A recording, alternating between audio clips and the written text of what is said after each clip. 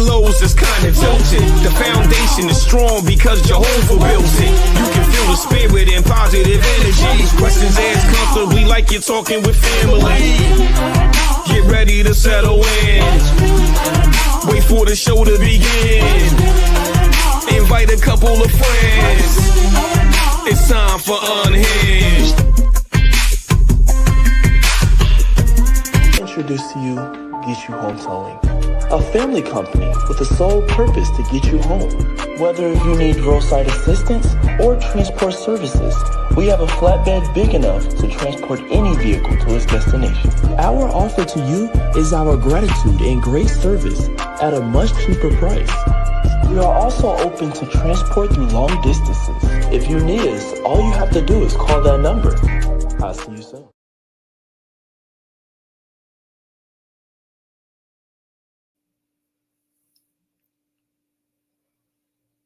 Hey y'all, how y'all doing? Y'all all right? I mean, what's really going on? Thank you so much for tuning in. You've tuned in to Unhinged Live. I'm your host, Nikita Tilted Halo Hansford, and I'm sitting alongside my very good girlfriend, Karen Sims Harrell of Twisted Threads LLC, and baby, we have an awesome conversation lined up for you all tonight. I want to take a pause and go ahead and say welcome to all of our replay viewers who are going to join us at a later date and time. Y'all already know it's all love. We appreciate you tuning in. And if you enjoy what you hear going on here at the platform, do us a favor. Hit like, hit share.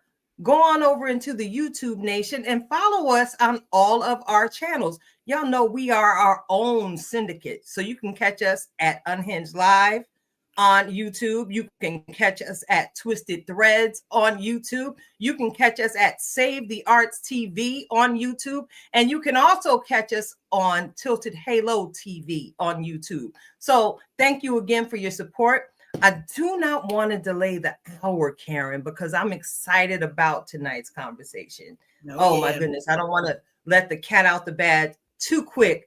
Let me go ahead and give a quick rundown on what's going to happen on tonight's show. Of course, we're going to check in with one another. I got to double back, give our super fan shout out for the week, and of course, get into this good conversation with tonight's guest. So I'm going to rewind that back, take a sip of water. Yeah, that's better. I got to ask you, Karen. Yes. I mean, it's not like I didn't just see you. How are you? Did you have a good day?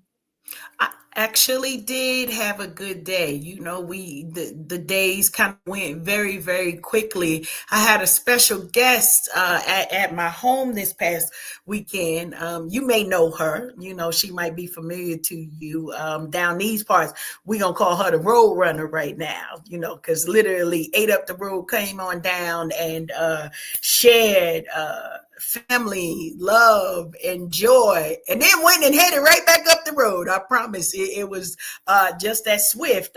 But how could I not have a good day when we were able to have some time together face to face with the shenanigans, able to spend an unexpected, did we say unexpected? I think it was unexpected, but it was definitely deliberately planned, right? We got to get that sister friend time in. We got to get that time to not only connect, but to share with one another. And so we shared some of that sweet potato pie. We shared some of that turkey and stuff. And we shared some of, goodness gracious, can I just say, because shout out to my sister for all of the cooking and for her hosting our family for this past holiday.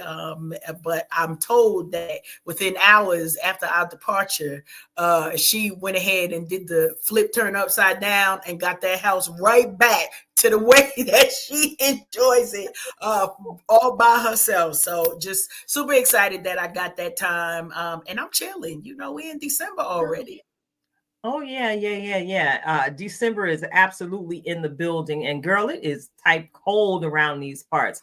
I thought I left the cold behind as I was driving through Virginia on my way back.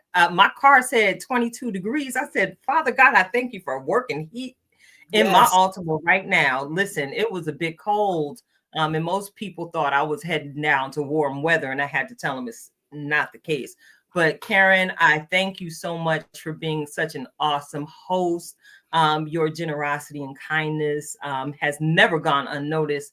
And I promise you, as I was sitting there, I know I was a little off to the side, but I was taking my own journey down memory lane, just looking like, wow, these some grown people. I remember when y'all wasn't even here, pretty much. So it was a great time to be able to fellowship with you. Shout out to our dream coach, OG Kilo, Rasheem Pugh. It was great being able to connect with that brother. Even though we've been connected in the craft for so many years, it was nice to be able to touch ground and break bread with my brother. And I hope to see you again soon. We got to have some more conversations. But check it out. I don't know if you all have been paying attention over the years. Karen often shares that I'm pretty famous for my peach cobbler. Listen here. I got to tell y'all, y'all don't need a patty pie. You need a Karen pie. That's what you really need. Listen here. I'm so proud of myself for not devouring that sweet potato pie that you crafted by myself. I did bring some in to share with my family. LJ and them got a little taste. And you know, yeah. Thank you. You might want to mark this. You might want to mark it. I love it. I love it. That's what you get to do when you are baking in love. I tell people, listen, if you could get in the kitchen by yourself and nobody's bothering you, and then pull out the good appliances, right? Like maybe it worked for everybody else, but when I pull out the good appliances, that's all I'm gonna say. We take it up another level when we get to do extra. That's all we're gonna say. So I was in the kitchen. It was me and the Lord with them pies. So I'm glad that it turned out well, and so happy that you and your family enjoyed it. Oh, yes. Those pies are absolutely righteous, sis. But look, I'm looking at the clock, and we got home training. Like I said, it's cold outside, and we have guests out on the porch, and we got to practice a good home training. But of course, we got to give our weekly shout out. I got to give a good shout out this week. So, sis, are you back there on the ones and twos right now? I am. I think I'm where I'm supposed to be. All right. Can I get a drum roll, please? Yes. Oh,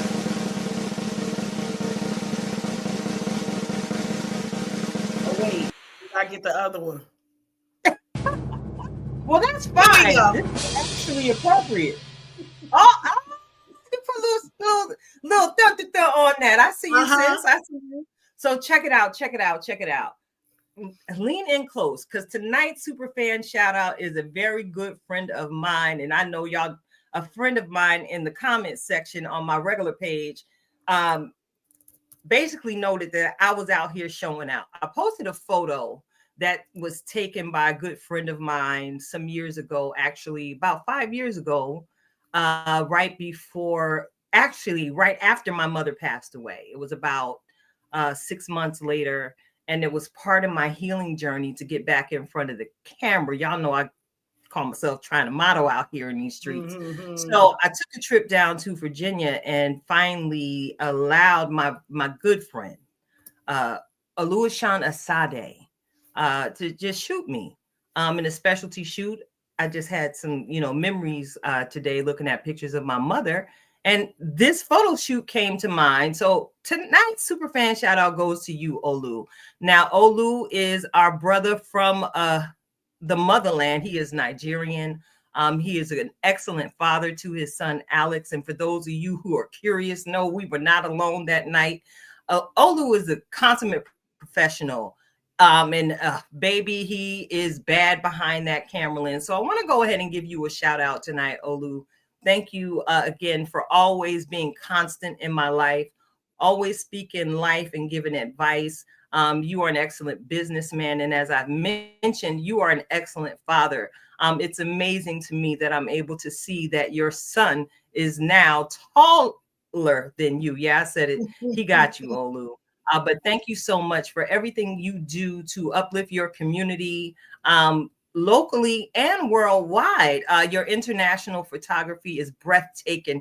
And if you all want to connect with him, you all can connect with him on TikTok, Instagram, Facebook. He's everywhere. Images by Confesta. Oluwaseun Asade. And those of you all who are a part of the Interstar community, you might be familiar with him because he was nominated as a photographer this year. Though he chose not to accept, I found that out in a later conversation because he would be traveling.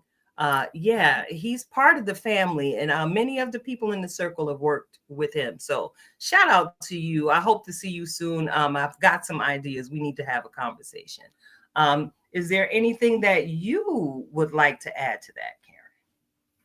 Just happy to see his artistry. Just a great photographer, all of the things. So congrats to you. And next time we're going to see how we can get that acceptance, right? Get him on those stages so folks know the amazing work that he's doing. So listen, you know, it's always been my dream, and he knows this, and so does Afate.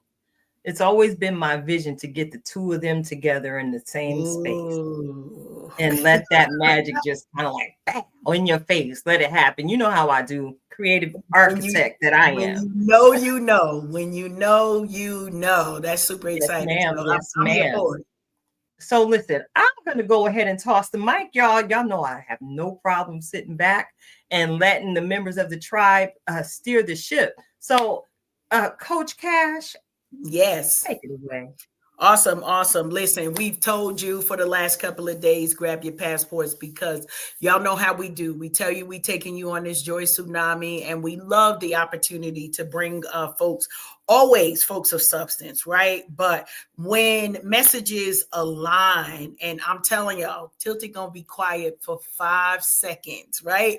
Once we dig into this conversation. So I always know which guest we bring that's gonna spark that opportunity for her to be like, yeah, I'm sitting on the sidelines, but what about this? And so I'm gonna bring this mother-daughter on the stage, and I'm gonna ask them to introduce themselves to our audience. Why? Because I want us, one, to get it right, but I want y'all to know kind of the blessing that it is. And I shared when they came on tonight kind of how this version of events came about. And it was literally, we were at a National Book Festival in Houston, Texas.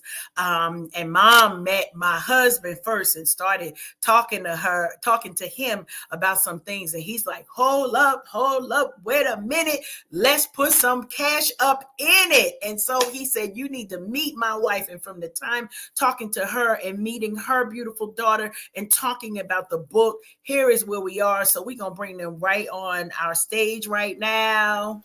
Welcome. Hello. Welcome. So excited for you all to be here. Yeah. Right. Awesome. So, not my first time meeting you all, but definitely an opportunity. You know, I'm going to share a little bit, Tam, because we were in a room with over 100 Black authors, right? Now, Just imagine, it was a lot going on. That's all. It was busy. It was busy. It was a lot going on, but to be able to take that opportunity to kind of learn the snippets of each of the authors that was there, you know, the journey that had brought you to that moment in time. And we real on this show. That's all I can say. Not everybody's story resonated with us, right? So everybody didn't get an invite. No. Everybody did not get an invite. But you are. But as you all were telling your story, you know, I got to speak to Mom first and then you, Tam, secondly. And it was just like, yeah, this is the right thing. You all have done some amazing work to tell the story. So I want to be quiet for a minute because we love to give our guests the opportunity to give a little bit of your origin story, right? Mm-hmm. Like, who are you? What was kind of the premise around writing this book, and why now? Those are the 3 questions. So I'm gonna let you. Right. Yes. Great question. You know, I guess I'll take this one. We had been going back and forth, and we started trying to write this book. We always would go through and jot down, hey, we're gonna write this book. And we would jot down some notes and everything else. And then honestly and truly, mother-daughter combo, we would clash so much. And then after that, I'd be like, I ain't doing it. And then she'd be like, I ain't doing it. So I just looked up in 2025. I had wrote it on my vision board to write a book, and I knew it was this one. We to collectively, I think we had probably like 150 pages already written. It was really more so us getting together and figuring out the focus. And it was so much, it was so complex, and it was, involved so many people, so many family members and everything else. And as nobody gets younger. So it was one of those things where I knew I wanted to go through. Her story is so powerful to me. And then not only that, but just how, from her daughter's standpoint, how do I fulfill those shoes? How do I write my story for, where I come from and everything, and that legacy. That's really what I wanted to go through, and I wanted to write about in the book. Is at one point I felt lost because I didn't know where I was going to go from there. I had lost that identity because I was so used to the hustle and bustle in the Lakeview Palladium and how it had ingrained in our lives, in our daily lives. So it was really hard to kind of transition to what's my next step going to be. And I was like, if I'm going through this, what about other people? Yeah. Can you take us back just a little bit to talk? So this being brand new to many of our listeners. Oh, yeah. About what Lakeview Palladium is, what your family's legacy was with them as well. Yeah. So the book is called Lakeview Palladium. You can get it on Amazon. We are over if you are in the Houston area, it is at Painted Tree in Sugarland and also in Champions. And we also have it at Copperfield Books on Louetta in Houston, Texas. Nice. So the Lakeview Palladium is I looked at it as the Black Convention Hall back in the day, in the 70s and 80s.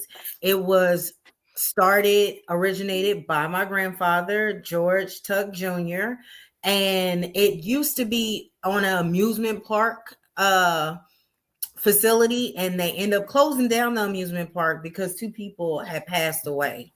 Wow. On one of the rides. So the city and lack of funds just kind of shut the amusement park down. And then my grandfather had acquired a large sum of money, and he ended up buying the Lakeview Palladium. He ended up buying the whole lot, and they still had this ballroom hall.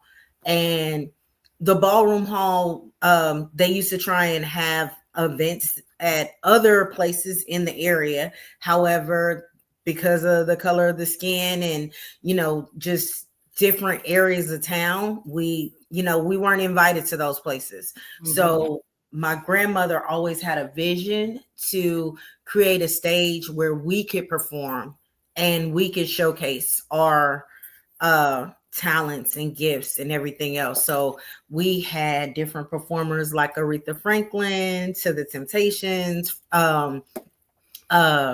Smokey Robinson, and then my kind of era, Heavy D and the Boys, Roxanne Shante, Run DMC was there. Yeah. So, I mean, it was always jumping. It was always a party. It was always fun. It was always true love. So, and just creating that environment, a safe environment at that time for Black people in Dayton, Ohio. I love it. I love it. My mother she was a visionary. She believed in the Black community. She always wanted what was best for the community. Her first club was a club called the Lavender Lounge, and that's because Mama loved jazz, but she loved getting people together and them having a good time and enjoying themselves.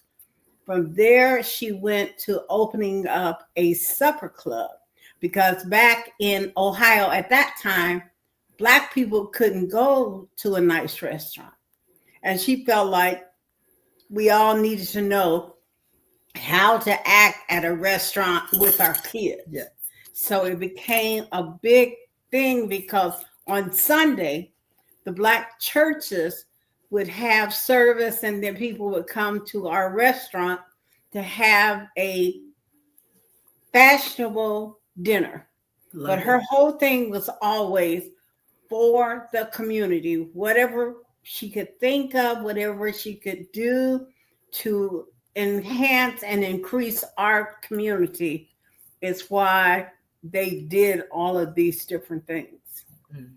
I love it. I love it. And I love the history of, when you were mentioning all of the different guests that came in, right? And what things you were able to see during that time. So Mom, I'm a point this question to you, because this is like, are we 3 generations in as we talking about this? Talking about your mom, you, and your daughter. What does that feel like for you to know? Oh my goodness. Is out there? Amazing.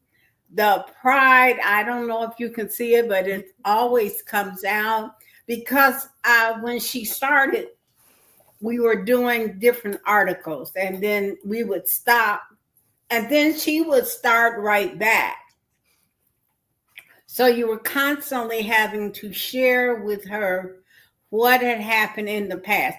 And listen, you couldn't go without giving her all of the details. Don't leave out any details, because she will come back and ask you again. So as she kept going, as she kept writing, as we kept talking, I realized then that we were definitely looking at a legacy thing.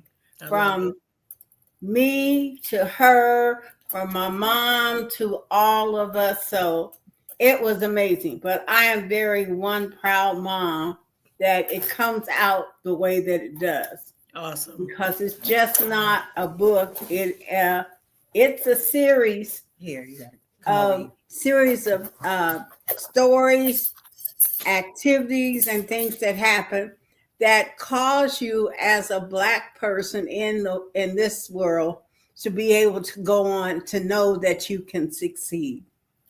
Absolutely. Absolutely. No, I definitely appreciate you sharing that. And it's so super important, as we think about not just the legacy portion of this, but all of the stories that you had to share. So Mom, I'm going to ask you, what was one of your favorite stories that you got to share as part of this journey? One of the favorite stories I had was with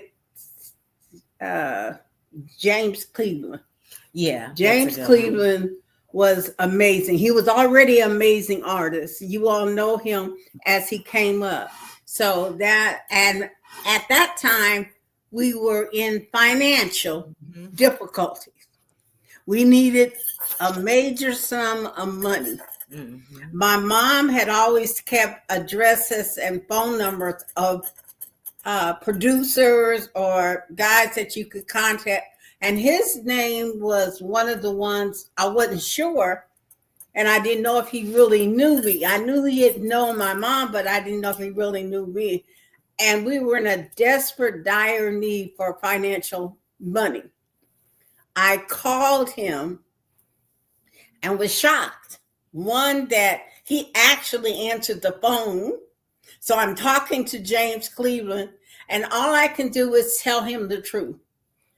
My dad had passed, Mom was gone, and we were in dire need of money. And could he come and do a show? He said, "What day you want me to come?" I said, "Well, can you come? Can we do a Friday, Saturday?" He said, "Because I don't do Sundays." He said, "I don't do shows on Sunday." He said, "But I can come Friday and Saturday." And he said, "When I do come," he said, "you make sure that you advertise it and don't be cheap on the ticket." He came Friday, did 2 shows on Friday and 3 shows on Saturday. Y'all, if I tell y'all, we needed $80,000. Wow. When he left that day, I had $83,000.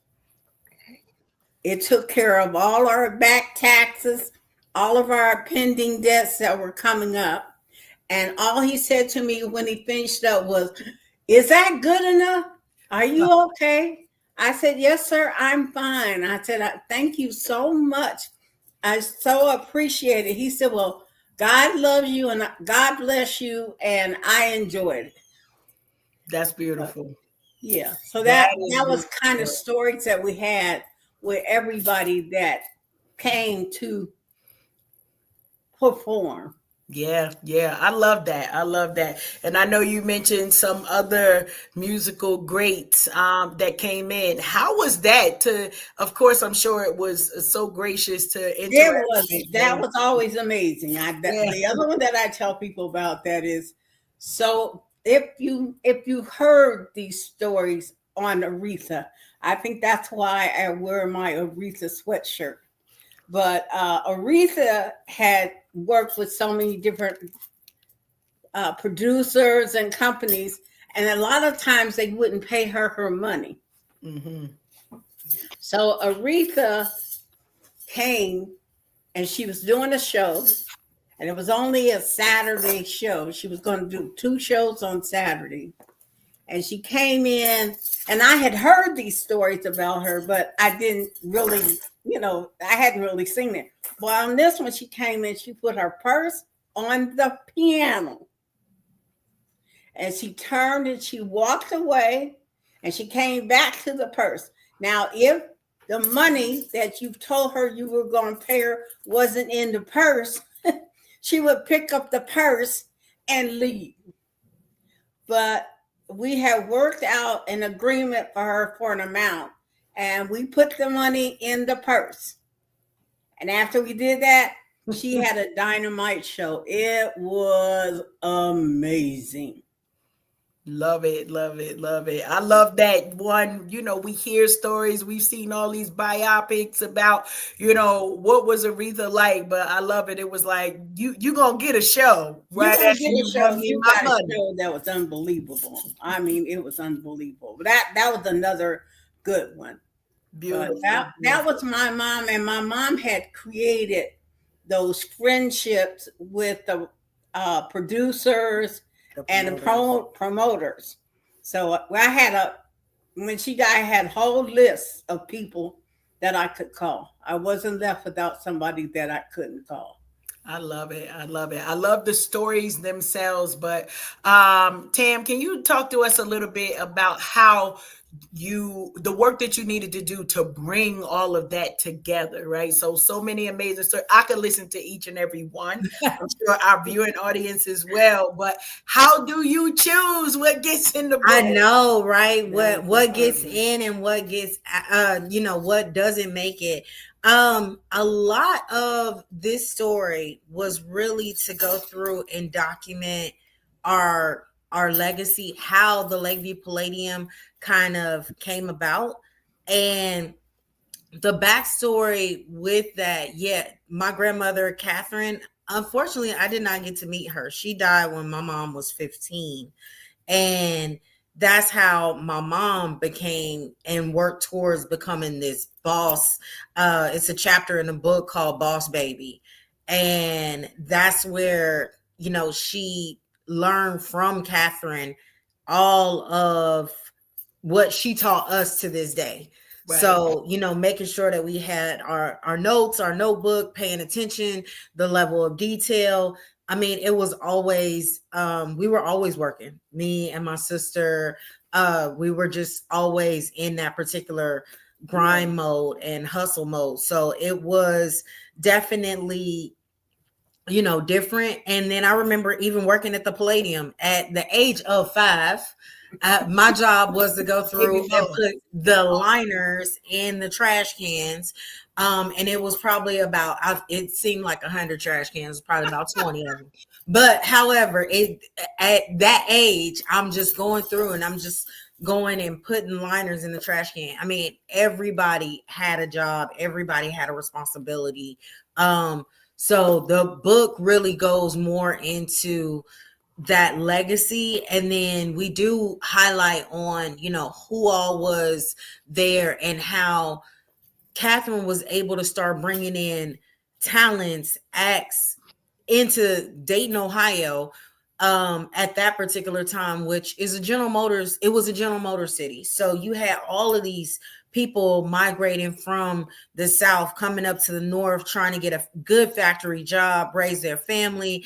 And they were. And the city was really just going through this thriving point, and people was making good money. And they were like, what do we do with it? It's nothing to do. So these avenues, these doors start opening and stages start opening. And it really started with, Catherine and her story of the Tuck Supper Club to the Lavender Lounge.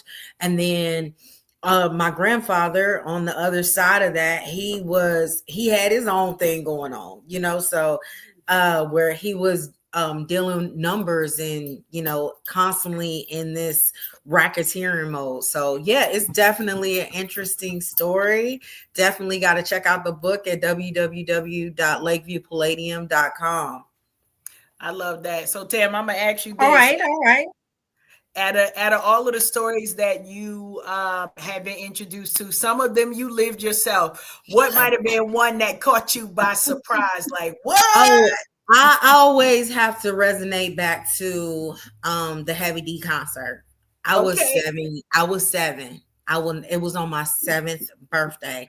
And I just remember begging mommy. I was like, mommy, all I want to do is I want to be with you. Can I go to the Heavy D concert? And my dad, he actually did not want me to go, of course. Because why? Because I'm 7. But I remember what I had on and everything. I had on a pink stonewash outfit. I was like, I thought I was hot stuff. Yes. So we get into this concert, and then like I see Heavy D come in, and then it's like a set of steps that they can go down, and they go down into like their dressing room area and everything else. And he was very particular. He needed like a special tea. And I just remember mommy going off. She like, he need everything. Yeah, but it's Heavy D. Like, this is his first album too. Okay. So, and then he got on the stage, and he was like sitting in my room with my smoking jacket on. And I mean, going off. I mean, it's just, I'm like all hyped up. I'm in the crowd. I'm 7 years old. I remember a girl looking at me saying, that's why I don't like coming here, because they got all of these kids in here. And I was like, I looked at her like, the audacity. Like, what? Don't you see my sister? I was supposed to be with my sister. My sister is like 9 years older than me. So she's like 18 or 17. She was 17. And I'm like 7. So I'm like, I'm supposed to be with her. As soon as like we walked in, I looked to the right and she went to the left. So Wow. It was Heavy D. I was pretty much like on my own. Heavy D dropped the mic and was like, this sound system is not working. And everybody like looking around like, we can hear you just fine. Just keep on, performing. And he walked off the stage. When I tell you Dayton, Ohio stood up and went crazy, thank God my cousin was right there. He said, what are you doing here? And swooped me up and took me up to the office. And that's where I rested. And I was just like, I went to sleep. So, but it was so memorable. So memorable. Yes. All right. Well, listen, this conversation has been an entire vibe, and you started talking specifically about Heavy D, and I'm an absolute music lover. If you were to give the Palladium a soundtrack, what 3 songs would be included in that soundtrack? I would have to say the Ohio Players Roller Coaster, because that's where they mommy used to have battles of the bands at the Lakeview Palladium, and they were one of the battles, one of the bands that would come and battle. So of course Lakeside too. And I'm going with all the Dayton artists. So, and then you got to go with Zapp and Roger, Okay. So yes, of course. So those would be, I guess, like my top three, Dayton local artists that, definitely they were just constantly always through there. So. Okay, so which song from Zap would you choose specifically? Oh yeah, More Bounce. Okay. More bounce to the ounce. Yeah. Okay. All of these were all coming up I'm here during for your teen years. No, well, Kathy's teen years, I was probably still like elementary school. Yeah. Wow. But I was definitely exposed to a lot of it. And then after that, she started getting into the political arena. And in the political arena, we had Jesse Jackson come when he was running for president. Bill Clinton had came. So we had quite a few, and a lot of local politicians that she helped out with their campaigns and everything else. So definitely sprung into that as well. Good stuff. Good stuff. Appreciate all of this, going down memory lane, hearing all about the amazing stories. And I heard a little bit about maybe a series coming out of this. Are there more stories to come, even as y'all finish this project here? Well, I guess our next big thing, we have a holiday market, ABC holiday market coming up here in Houston, Texas, in North Houston, like right down the street from where we were at the NBBF. We are attending the Book Expo in Dayton, Ohio. Okay. So I'm really excited about that. But I am working with a family member who also does producing and everything else as far as coming out with a documentary. Nice. Very nice. Yes, so I'm really excited about that. We love all of the things artsy over here, all of the storytelling, and, I appreciate, because I know some of our time is winding, but I want to give one additional question in there. And that is, if you could speak to those folks who, like you, have very powerful stories about their family legacy, what words of encouragement would you give them about the process and digging into literally creating chronicles of grandma, moms, and dad and uncles' lives and life and times?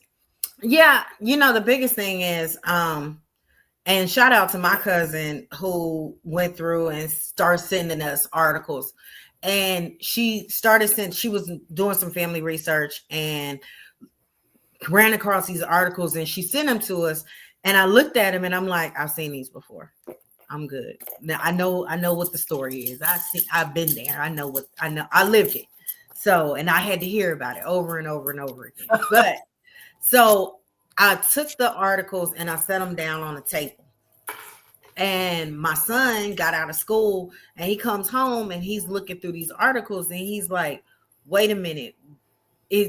Who is this? I was like, Nana owned a nightclub, the Lakeview Palladium. We told you about it. And he was like, it was like this. I didn't realize it was articles and stuff on it. And he was like, where's the book? Where's it at in the book and the movie? And I was like, well, it didn't really make the book or the movies or anything else like that. So it was like, but you had the Temptations, you had, Smokey Robinson, Aretha Franklin. His favorite is. And Bill Withers was there too. So, and he loves Bill Withers. So, all of these other different artists, and he was like, well, this should be in a book somewhere. Mm-hmm. And I was like, well, they don't really have a book. And he was like, why not?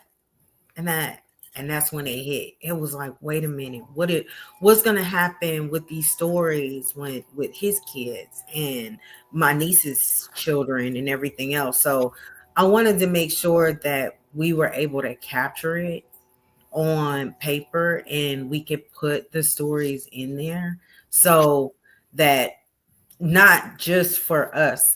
And I say all that to say that if you have that story, let it be told, because don't let nobody else write our history. We need to write our own history.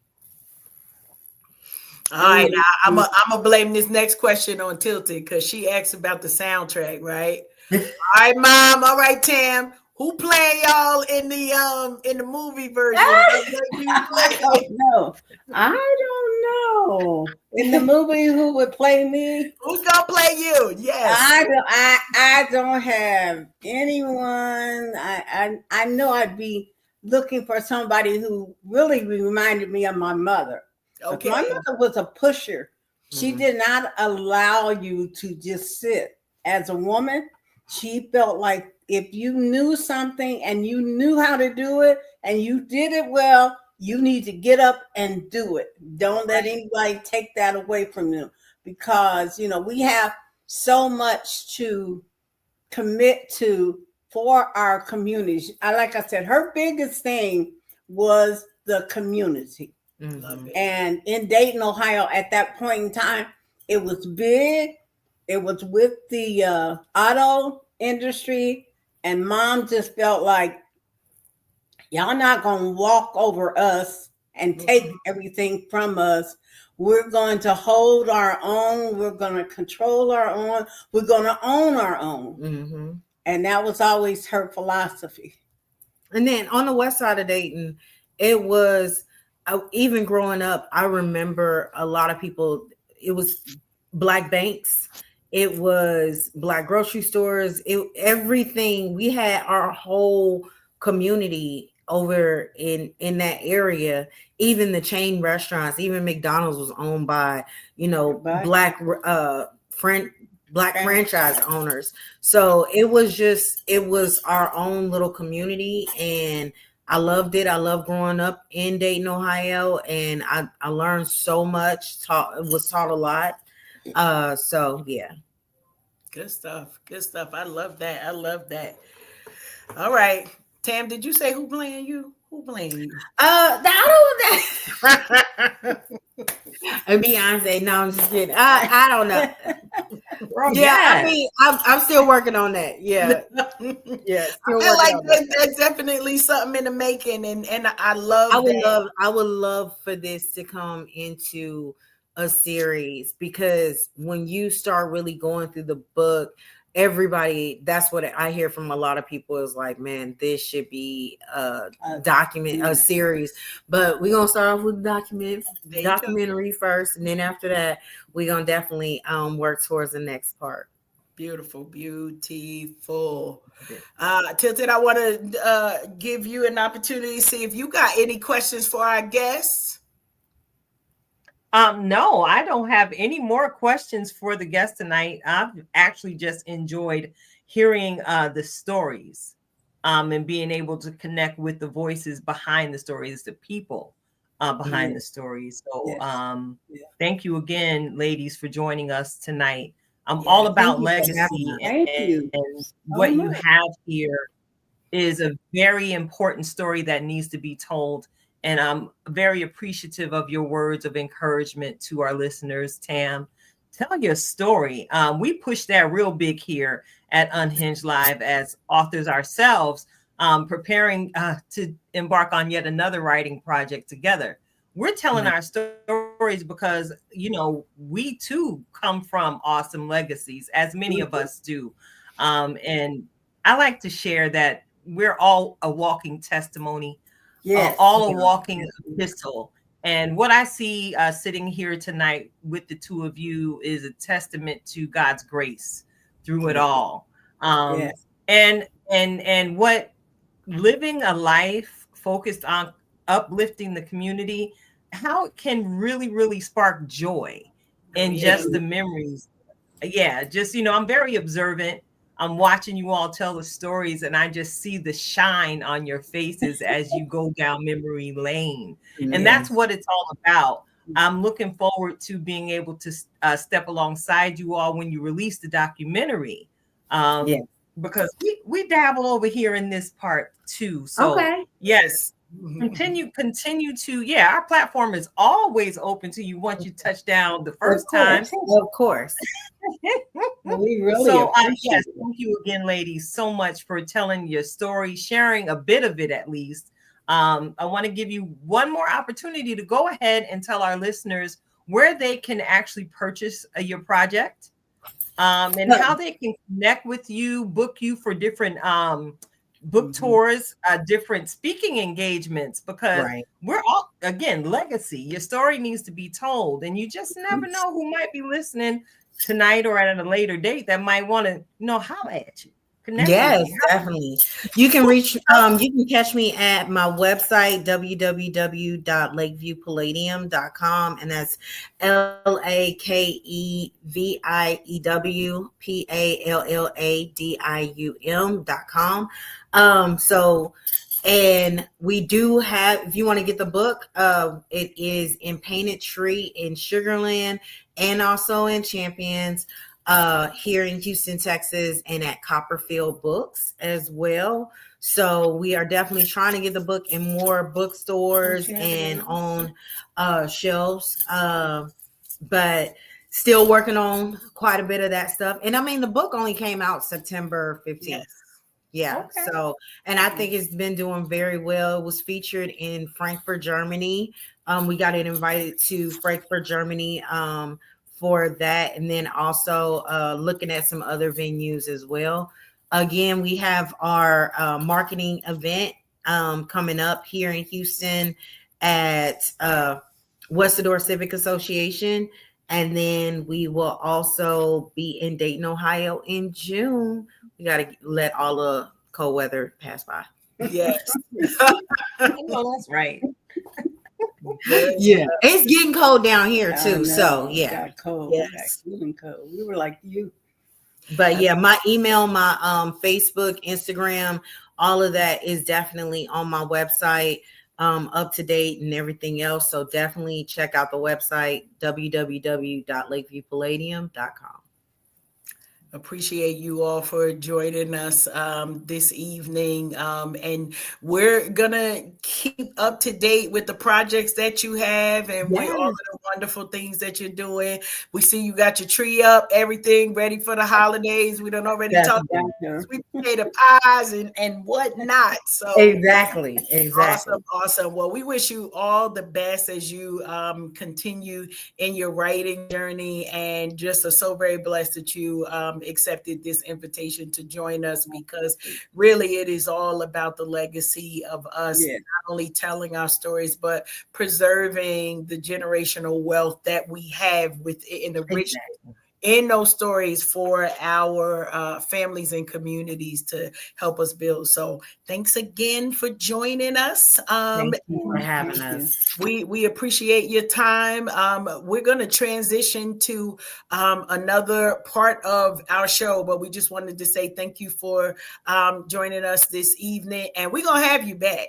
Of course, definitely. So stay tuned for when we invite you back, one, for a catch up, but two, one, to continue to encourage our viewers and listeners as you all continue to do the amazing work you're doing too.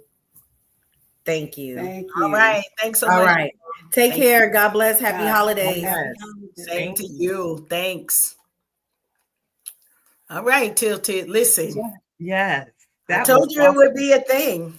Yes. Well, I told you I had my passport ready, because, we let Coach Cash out in these streets, and she brings home wonderful, wonderful, wonderful guests. So thank you again, Karen, for tonight's conversation. Love it, love it, love it. Now, listen, we are not done, because we started some conversations that now that it's just, you, me, and the rest of the folks in the comment streets, it gives us the opportunity that as we've talked about it in the back end, but it's for that segment that we sing all the time. What's really going on? What's really going on? What's going on? What's really going on? What's going on? What's and really on going and on? What's on and really on. going on? What's really Love it. So listen, you and I had some conversations over the time that you were here, and I'm not going. Yes. Before you begin, I just want you to know I still got that piece of fudge. So while we're having a conversation tonight, go ahead. I can't. Listen, I don't even know where to go with all of this stuff. A little something for tonight's conversation, but go ahead, Go Thank ahead. you. So we had a couple of conversations while we were here, and one of the things that I think is super important, right? We started talking about some things that we kind of grew up with, habits that we don't always think about why we do what we do, right? It's like, is that a trauma response? Do I do that because Right. I remember we that do these conversation. things, right? We do these things because we always do the things, right? And I mentioned something to you. We about to go somewhere, so y'all make sure y'all keep hold of them passports. Get your notebooks and your pens. Yeah, because we started talking, right? And this was before we had our time with Dream Coach. I think that was before the time. It might have been after, but the thing came up to our head where it was like, I don't even know why I do this. Like there are certain things, Right. and I'm gonna say it because we real over here, right? I rinse all of the when I take something out the cabinet, right? I rinse it off, right? Now my house is tip top clean. Why? Because my husband is OCD. That's a whole nother story, right? But I said, we started talking like, where'd that come from? I said, because it has not always been this way, right? It's not always been this way. We've had some other visitors and critters that sometimes was in the cabinets back in the day. Could we just put it right out there, right? We Roaches. always Roaches. Get out of my house. Look, shout out to Jamie Foxx. I love it. So now we still like do all of the things. We still do all of the things. And it's really interesting that we don't really ever talk about that. So y'all in the comment streets, come on and share something. I promise. What are those things in your life that you're like, now we are women of certain age, we're in our queen age, we're in our kingdom years, and we're trying to find the bullseye, right? That point the root that of the matter. makes us tick. What makes us tick the way that we do, the ticking that we do? So I'm rinsing the dishes. It don't matter. So if I come to your house, I'm not saying that your house is dirty, right? Because we had that conversation. I had somebody get offended that I went in their cabinet, I got a dish out, I rinsed it off before I used it, right? Because they felt like I was saying something about them versus listen, I've been doing this a long time, and after we moved on up, maybe our mindset forgot to move fully with us. All right, talk now. Can I say that? So now when we move on up and maybe our mindset doesn't move on up, what are some of the battles that we might also be facing in that time? All right, I'm gonna stop talking and let me know something. Can I just share my story of honesty? What brought us to this conversation tonight was when I was talking to you about how we used to travel as children. I would travel with my grandmother. Right. And a lot of times this is where I became masterful at leaving and heading somewhere far at 2:00 in the morning. But allow me to digress. We talked about how Granny and them were always afraid to turn on the light in the cabin of the car while we were on the road. Because they were afraid that they were going to get in trouble. And I began to share with you that I asked about that one day, and I discovered, hey, they did that because, it was dangerous. They were in the South. My people hail from Mississippi and Memphis. So traveling in the South during that time, Grandma was born in 1930? Traveling in the South for people of color was not the thing to do. And they traveled in the dead of night because they had less of a chance of getting pulled over. So if they managed to turn on the light in the cabin of the car, they would reveal themselves and basically put themselves in danger of being pulled over or worse. I'm not even going to use the L word, but y'all picking up what I'm putting down. So I'm having this conversation with you because here I am on the road and it's dark. And I had actually turned on my cabin light, but I was quick to turn it off. And it was like, yo, Where does that come from? And I believe that led us to the conversation of, was that a trauma response?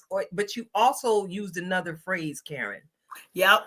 It's conditioned. We've been conditioned to. So it's trauma conditioning. Trauma conditioning, right? Okay. So it's weird because we've never, it's almost one of those things, and I'm gonna call somebody out on this, right? You take your kids to the doctor and the doctor say, what are you allergic to? And you tell the doctor the things that you're allergic to, not the things that maybe your child is allergic to. And then they always ask, well, what happens? And we be up in there lying because Johnny ain't never had lobster. So how we know that Johnny got an allergy to shellfish when he only been eating chicken fingers and fries? But we say, since I'm allergic, right, he must be allergic. And we condition our responses without even a thought for, well, shouldn't maybe Johnny too. I mean, I'm not saying that we should bring trauma to Johnny by giving him shellfish, but is it a possibility that maybe my individual allergy didn't get passed on, or maybe two generations? Because I promise you. So here's the thing at our house, it's penicillin, right?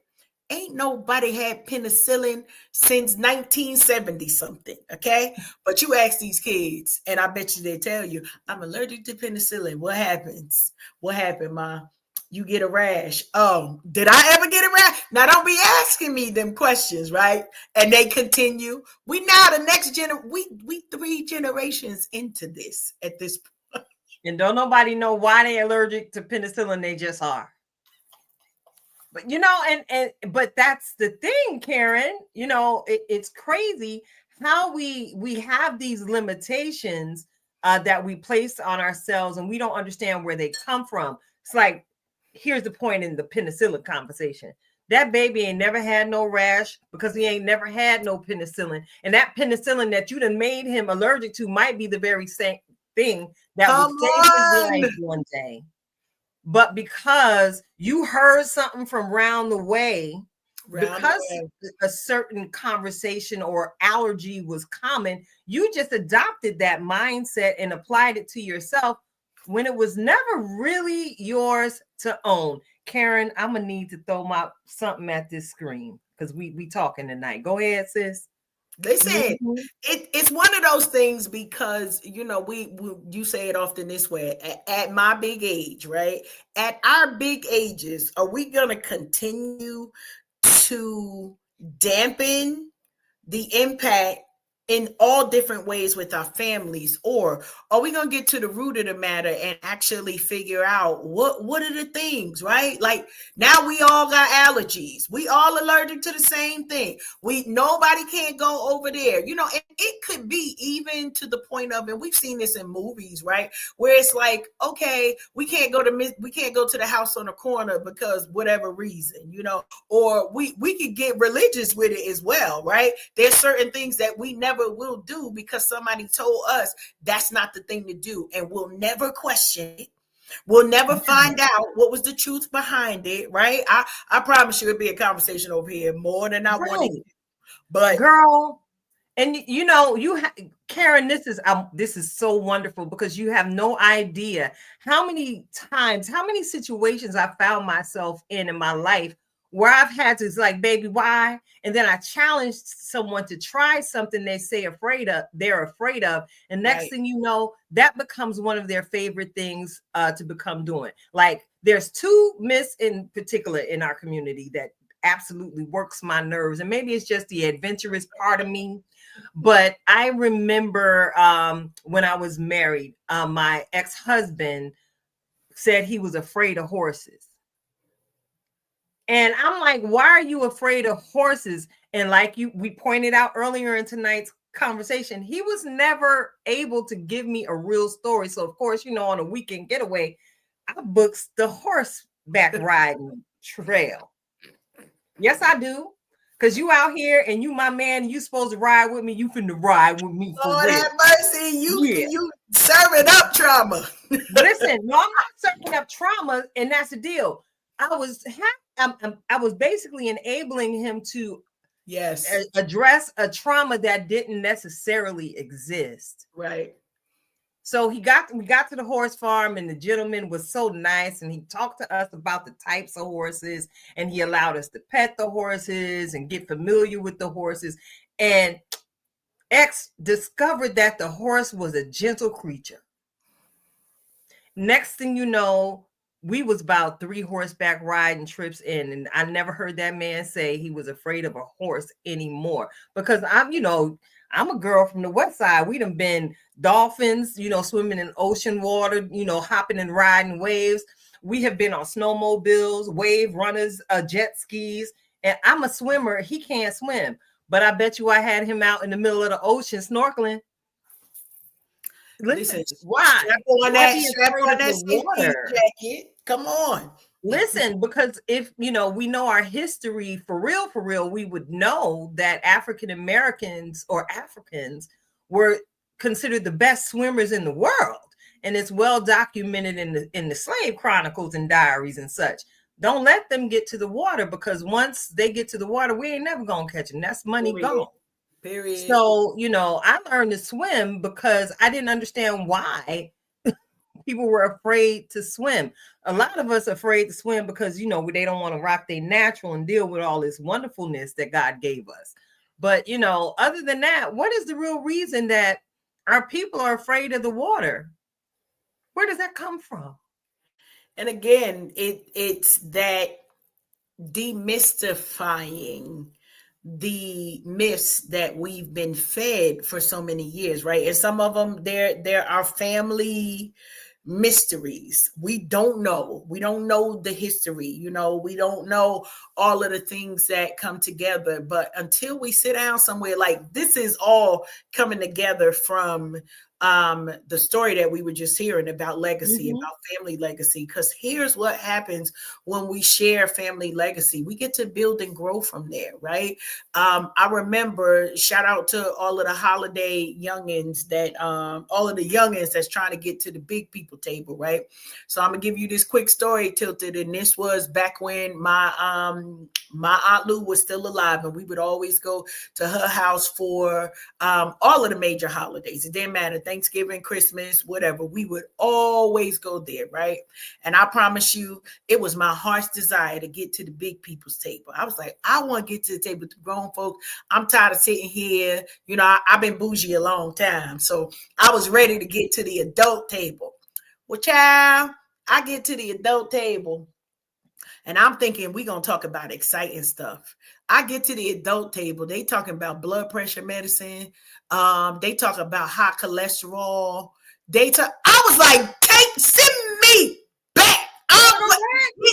Me, what is going on here? But one of the things that I will never forget is they were comparing notes on the struggles that they had with finding the medicine that actually worked for them, right? And so we're family. It's like, no, go to the doctor. Tell them to take you off of that. You got to do such and such, so and so. When I tell you, I was so disappointed when I got to that big people table and they talking about sick and shut in.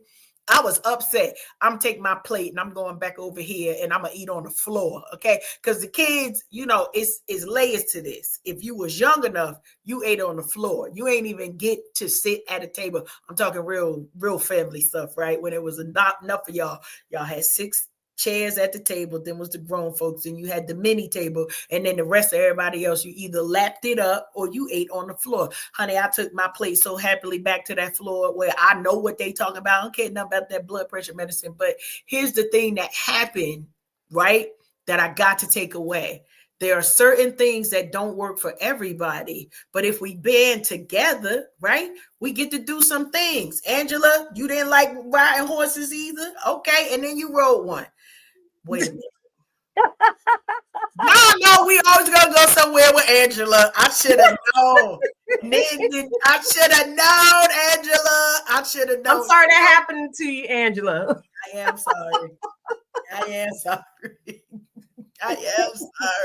I'm sorry. Try again, Angela. Try again. I'm sorry. Listen, all of these things, you got to sit down and think about the reasons why. And then call Angela because she's going to give you some comic relief. outside of nothing else, she gonna give you some stuff. So No, but that's real talk. But here's the deal. Sometimes we get stuck in our trauma response or trauma triggers, and we find ourselves in a continuing cycle that actually stifles us from being our true, authentic selves. Now, you know, we say what is one of the songs? Ain't nothing like being free. There's nothing like being free. Where the spirit of the Lord is, there's freedom and liberty. Love it. Love it. There's nothing like it. So when you begin to free your mind and dare to live outside of the communal stereotypes that have been handed to you as if they're your birthright, you know, you got to take the time and really step outside the box. That's what Unhinged is all about. You got to step outside the box and discover what story you were told that actually didn't apply to you. Come on. What sauce did somebody, you know, try to dip you in that basically wasn't your flavor? Real talk. You know, I have 2 daughters, right? And we all got some thick, beautiful hair. And I've always encouraged keeping the hair natural for different medical purposes. And just, it's just the way I honor God. One child went the route of relaxers, bundles and such, while the other child embraced her natural hair and the different ways and things she can do with it and style her hair. That there in itself, I live it in my own family, watching that generational trauma play out and what you believe is your standard of beauty and owning it for yourself. That's a fact. You know, I mean, again, if y'all been riding with us for a long time, you may have heard me share that, you know, I've been called some names by my own family members because I choose not to put heat in my hair. You know, and even was called the N-word at one point, told I had a hair, you know. No, I have the hair that God gave me because I'm fearfully and wonderfully made. And since I'm fearfully and wonderfully made in the image of God, my Father, why not wear my hair just as I am and just as it TI is? Now, that's not knocking someone else and their own choices and how they present themselves, but what worked for me, and if y'all go back to through the archives, y'all will see that I rocked a tight doobie. Okay, and I had a master stylist in my head every single week. I would spend money, but I really didn't know my hair. So when I really wanted to get to know my hair and really took the time to do it, boom, I discovered that, hey, I never needed that hot burn the back of your ears and neck Jerry curl that they put in my head back in the day. I never needed that because my hair was curly. But somebody told us that it was our natural hair wasn't beautiful. Right. That was a societal lie. And shout out to the state of Pennsylvania, who recently enacted the Crown Act. That happened about 2 weeks ago. It's official. One more state added to the roster where we'll no longer be stopped dead in our tracks for coming out of the house naturally. There you go. Yeah, we're talking generational trauma tonight. We're talking generational trauma response, and basically handing people a trauma code that basically doesn't even come in their size. Can we talk about that, Karen? And we shall. Okay. Sometimes, you know, go ahead. No, I'm just saying, sometimes when we get into doing that self-work and when we really run into those different blockages and break free from them ourselves, we have a responsibility to go back and even reprogram our own children and be honest with them about some of the mistakes that we made, because listen, our people perish for a lack of knowledge. You know, I think it is extremely mature of a person who can go back and apologize to their own child for the wrongs that, you know, they may have unknowingly committed. You know, we impart some things again because we're still growing, we're still working, and we're still becoming. And sometimes, you know, they get misinformation. It's okay to redirect. That's what the huddle is about on the football field, ain't it, Karen? Come on now. Yes, it is. It is. And I love, you know, what you're saying there about the, I don't even feel like it's it's okay to redirect. In this day and time, it's like we have to redirect because we know that the information, shout out to, you know, that streaming services. I'm watching Bel Air, right? And we have seen the seasons, but this season Aunt Viv having a baby, and I'm cracking up. Don't ask me why this popped in my head while you saying this, right? But women of a certain age, you know, one, I'm a cheerleader for all y'all women who are over 35 and decide y'all want to birth babies, and I got you. I'm a cheer on the sideline. However, raising our children is a different experience than what the new mothers of today are experiencing, right? And so I wasn't tracking no poop. We was putting that in the garbage, okay? We wasn't tracking it. Oh, let's see the color, how big with the. I don't care. I never cared. You not gonna make me care, okay? No. So still now, I don't change diapers as Mimi because I'm not tracking. Put the word right where it needs to go because I ain't tracking it, okay? No, I will not. Not at all. Not at all.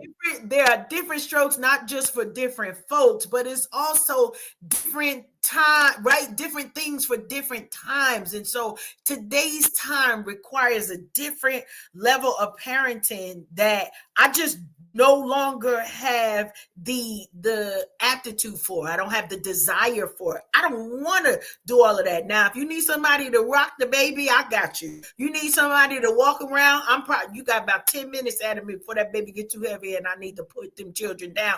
Maybe that's just my kids, because honey, we birthed out some turkeys up ahead, like your arm go fall off.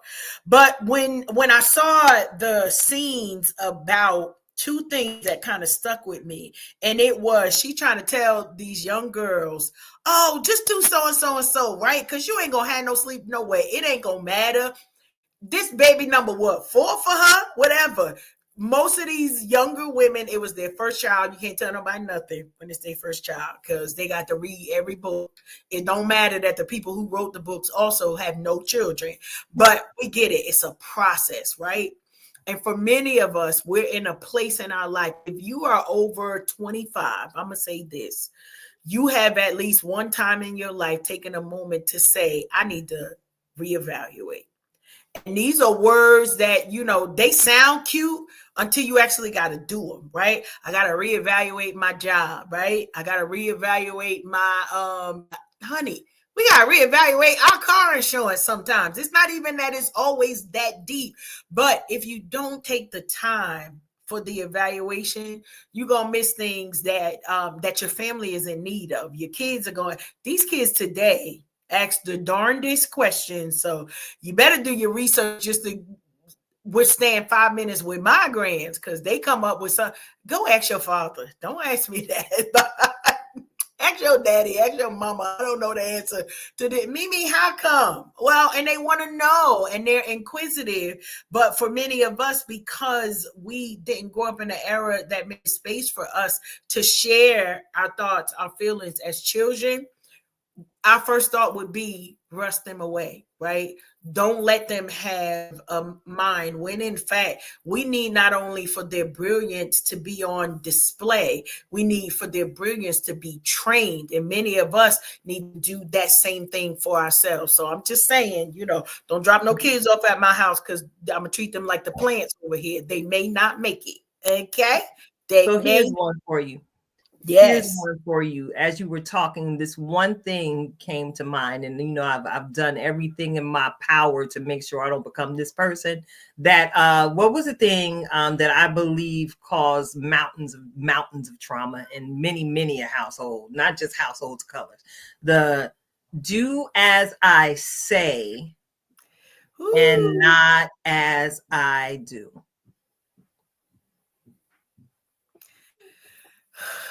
That was a whole mic drop moment, wasn't it? But here's the challenge with that, right? How many of us are seeking therapy because of that one line? Or how many of us are seeking validation on these various social media streets because of that one line? We're talking a trauma response. We're talking the trauma footprint. A lot of us still have yet to work on as we continue to navigate this thing called life together. Yeah. That's the one, ain't it, Karen? Yeah. That's the one. That's the one. As I say, not as I do. And, you know, it's one thing that we've often said time and time again when we hear people say, you know, when you know better, you do better, when that is actually not true. Because you can know better and not have one inkling of care about doing better. But there is something that marries that, right? When you know better and you do better. That's a difference. That takes you to a whole nother level of experiencing life. And many of us are not experiencing life. We just, you know, we living, the bills is paid, the kids is over there, the spouse is over there, the car, the house, the church, the da. And we could tell you that we're busy. But yeah, all right. Y'all gonna get into my reflections of purpose. I'm gonna leave that one alone. But just live your life. Live your life. It's all good. Just hey. Oh, the little Rihanna came in my spirit. She's so prepared. Listen. Hey. So I'm looking at the clock, making sure I got enough time to squeeze this one in here. Yes, I do. Yes, I do. You know, you and I are both living once again in parallel universes. We touched on this a little bit in one of our recent tribe connections. And you asked us all what advice we would give to people, parenting adult children. Right. Yeah. So now I told you we got to continue that one there too, Karen. Yes. I'm very curious because again, we're Empress age at this point. We're queenagers, we're empresses. We out here just doing the thing, and we're setting up new castles, and we're setting up new Barbie homes for ourselves when the nest gets empty. But what happens when life throws a curveball into the life of your adult child? And you are required to come alongside them with a level of support that is unfamiliar terrain for you. How are we navigating those situations? You know, I'm going to tell a little bit of my business because, you know, we all about being real over here at Unhinged Live. Absolutely. You know, again, listen, my nest was empty for some years, y'all, and I was chilling. I was chilling real hard. And then life happened. And the nest no longer is empty. And I'm not unhappy about that because if any of y'all see my face and round it out a little bit, this child been in here cooking and feeding me because she don't think I eat enough. Don't look at me in that tone of voice, Karen. She don't think I eat enough, but I eat plenty. Trust me. But yeah, what does it look like for so many of us? Right? Who are at the age of, you know, dealing with adult children who may be going through unemployment because of the present economic times that we're living in, who may actually become displaced, who may actually, you know, go through a form of a medical situation even. What is that looking like? And what happens when you have to bring the children home and the nest is no longer empty for you? You may got your little man now, your little husband thing, or you know, something, you know, where Karen, can we talk about this? We could talk about it. And I think we need to talk about it, right? Because there's a lot of different things that go on with, you know, we talk about this all the time of the premise behind stay ready so you don't have to get ready, right? And it is a true thing.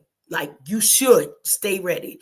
And then sucker punch, uppercut, round kick, all of the things that bring us to a place where we know what to do, even in times when maybe our first thought is not the first choice that we should be going to. And so, from my side, it's been a blessing and a challenge at the same time. When my daughter decided she was going to move down, and this is kind of, she couldn't move in the house with me. Where the heck they going with all them children's, right? But the Lord allowed the way that now I had a rental property that was down here that she was able to move in. Now, did I want to do that? I don't know, because I'm her mama. I don't want to be her landlord. I'm a different person as a landlord. So that, certain things I don't need to know. And I thank the Lord for the blessing, right? That I had a place for them to go. But then it came with responsibilities that I would rather not. That's the answer. I would rather not. But we know what the right thing to do is, right? And the Lord calibrate us and have us to be all of the things. Fast forward 2 years ago with Raymond and his medical emergency, honey, I kept him where he was as long as I could, because it was like, I'm good. You good? All right. Because you were able to experience the interaction with Raymond and I. Okay. The most sarcastic child that I have, and he don't even use a lot of words. It's like, if you're going to tell me off, you're going to at least use at least 7 words if you're going to try to tell me off. How do you keep your sanity, right? How do you create spaces where you still have that, those times of peace, but also helping? Because as parents, we want to be helpful, right? Not enabling. We're not talking about enabling over here, but we're talking about if there is a need and there's a one of your children and they need to come to the helm. Well, one, I have to teach my kids that I'm married now, because they don't care nothing about that. Let me just say that right now. It ain't no, they like, this is my mama house. Who? I'm like, this is the Harrow household. Who is that? Excuse me. We don't know no Harrows over here. Now, Kitty, I'm not lying. Like, That's why I'm laughing. I did not disagree at all, sis. They like, who? Excuse me. Move, get out the way. But also, trying to create those boundaries, create the conditions that will allow for positive things to go on. So I appreciate that my kids are as far as they are, because Yeah. You ain't even got to put words to that, Karen. That whole thing that you did with that right there, that spoke volumes. But that's just it. How do you establish those boundaries? I know my pint-sized powerhouse might look like she's 15 years old, but that's a whole grown woman, right there. So how do you establish boundaries while respecting one another when you have to come in to a communal space and live in peace?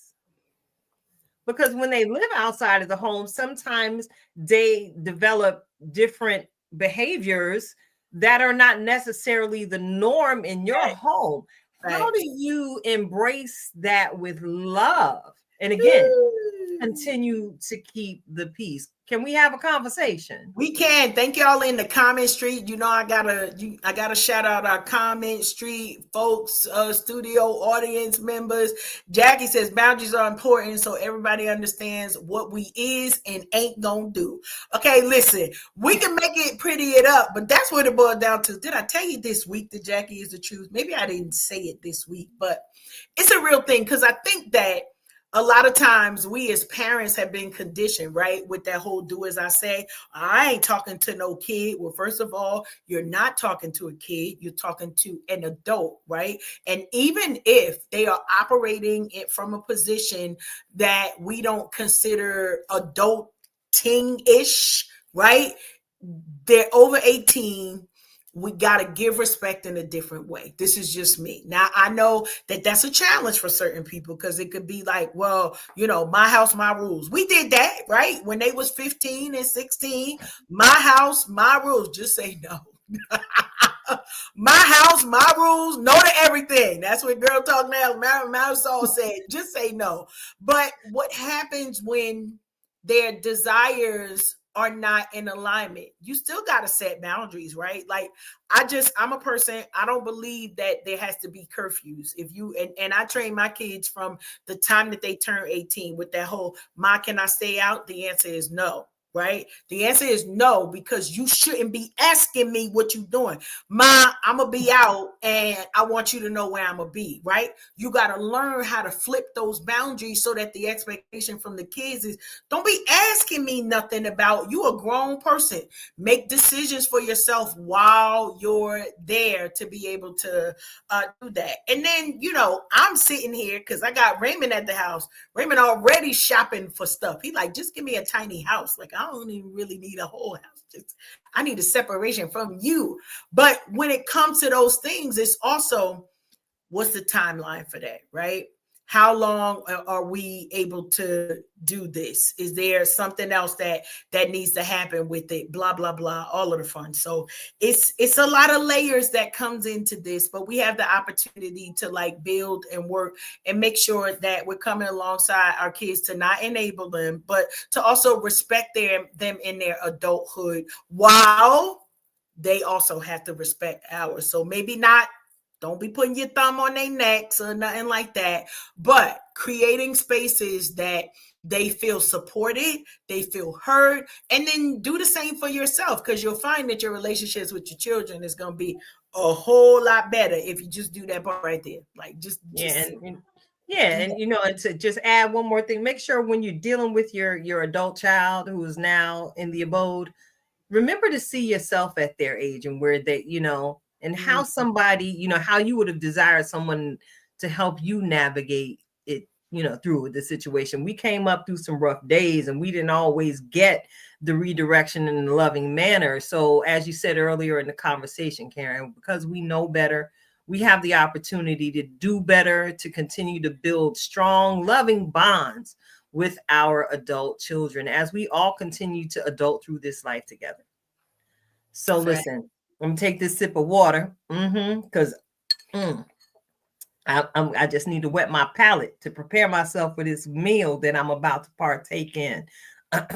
So I would ask you all, to perhaps do the same thing, because I don't need you choking on any of these nuggets that my girl, Coach Cash, is fitting to bring to you with this week's reflection of purpose. So that's right. Y'all come here to get fed, mind, body, and spirit. And here she is, ladies, gentlemen, AI, Autobots, whoever is in the comments. Get ready to receive an on-time, ready word of encouragement from our very own in-house master life coach. She got all the certifications, y'all. Coach Cash, Twisted Threads LLC. Come on, friend. Take it away. Listen, this ain't going to be long, but it's going to be really impactful, because I want to remind you, one of the things that I got to experience, cat out of the bag, my sister friend came, drove all the way down to come see about me and mine over the holidays, right? And we had the opportunity to have the triad. Can we say that? Because we had the triad. We had all of the coaches together in a room. And something came out of that, of a conversation, and it was, I had another conversation. So Tilted, I had a round 2 with Dream Coach, right? And so the conversation that came, and y'all know I always come with the title, and I told him, I said, I'm gonna give you title credit, but that's all you get. And he know why. However, today's title, we want to remind you, right? Know when you are winning. Know when you are winning. Many of us struggle past the places that we need to struggle because we didn't understand that we were winning in this particular season. We are a lot of times busy planning, and y'all know we are here for the planning because I'm always talking about the cake. But there should be a daily reason why you should be able to get some of that cake. Why? Because it's important for you to understand that when you know when you're winning, your attitude shifts. your conversation will shift.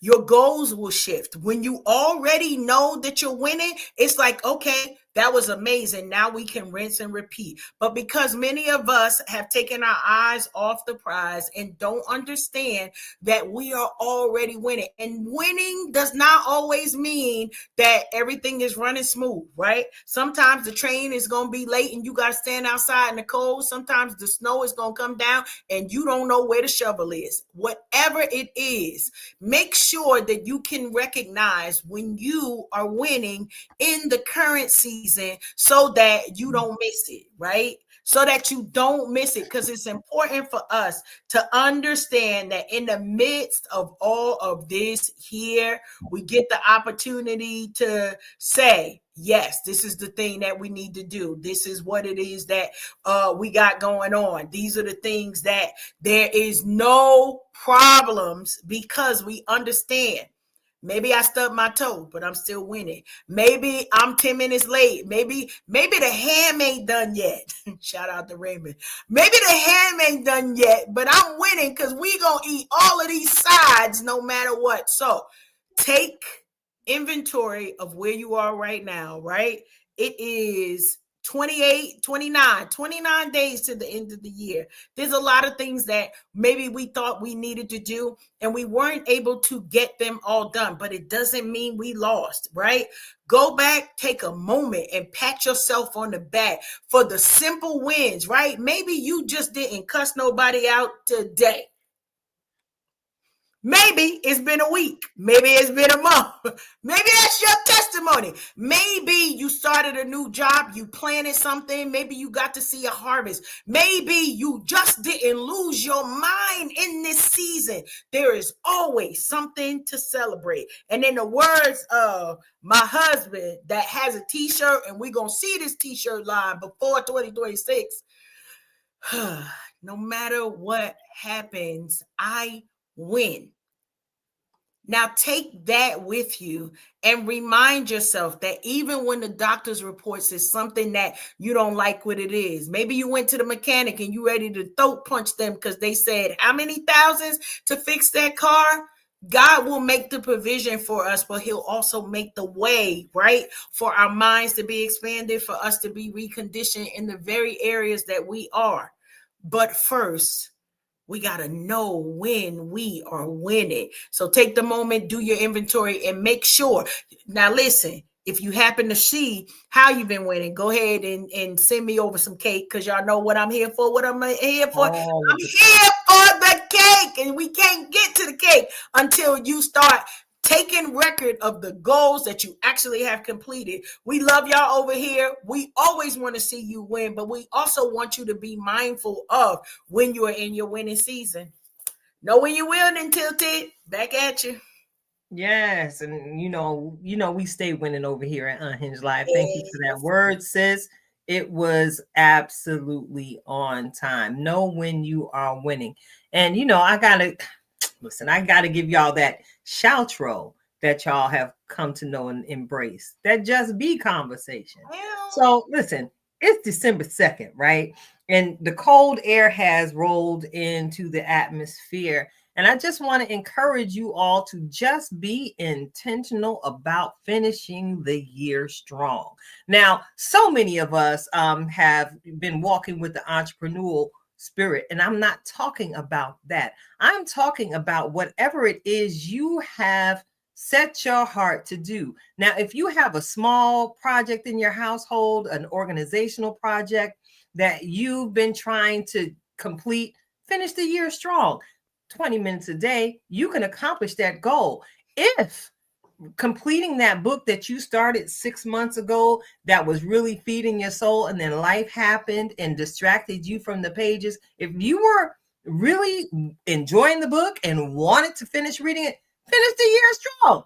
Finish the book. Again, 20 minutes a day. You'd be surprised at how many pages you can complete when absolutely encapsulated by the story. What I am getting at is just be intentional about reconnecting with people. Even it's the holiday season, and as you've heard on tonight's conversation, Coach Cash and I had the opportunity to break bread in her neck of the woods. Literally, we're going to talk off air about all the deer dodging I did on my way home. But that's a whole nother conversation.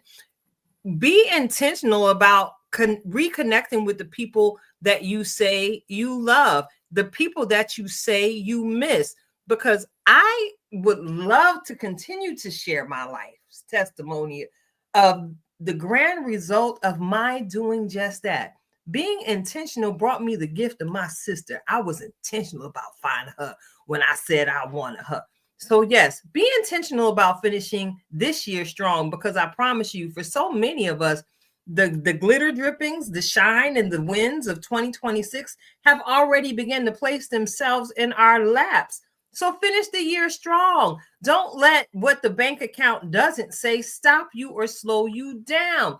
Don't let that subtle word of discouragement that a he, she, them, or they may have spoken to you slow you down. Be intentional about owning, again, as you hear me say over and over again, be intentional about laying hold to exactly who it is God says you are. And I promise you, because his spirit rests in you, you're capable of doing all things. And that includes finishing the year strong. Just be. All right? So listen, it's Unhinged Live. It's your girl, Key to Tilt to Halo, all of the things. Sitting alongside my good girlfriend, Coach Cash. And she just got a little sass in that little that she just threw up there right now. And I'm here for all of it, including the cake, sis. It's been a great conversation. Thank you all. Every last one of y'all who hung out with us all night on it. It's just been a great conversation. And I just feel empowered by our guest tonight. Yes. You know, to see mom and listen, to see mother on screen still telling the stories. I could have listened to her talk for hours. Yes. But unfortunately, StreamYard has not allotted us that much more time. All right. So listen, it's the end of the show, Karen. It is. And we gotta go. We do. And until next time, y'all, keep it lit. And we are out. Woo-woo. Peace.